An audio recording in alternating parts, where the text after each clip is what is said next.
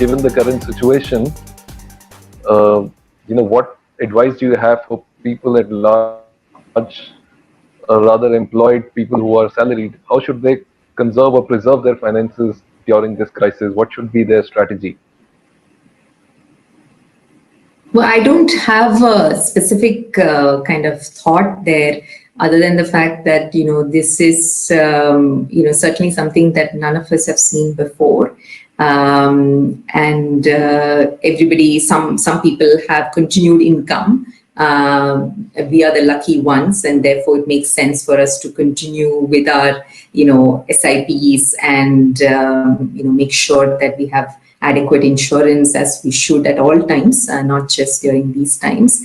I think the harder challenge is, of course, for people for whom income has disappeared, and this is really when they are dipping into their nest egg. And this is a reminder of, I think, the personal finance advice that we all kind of keep hearing, to say we have to build a bit of a nest egg. So typically 6 to 8 months of expenses for any kind of emergency, right? In this case, it happens to be an event of this nature, but it could also be a loss of job. It could be an unexpected life development.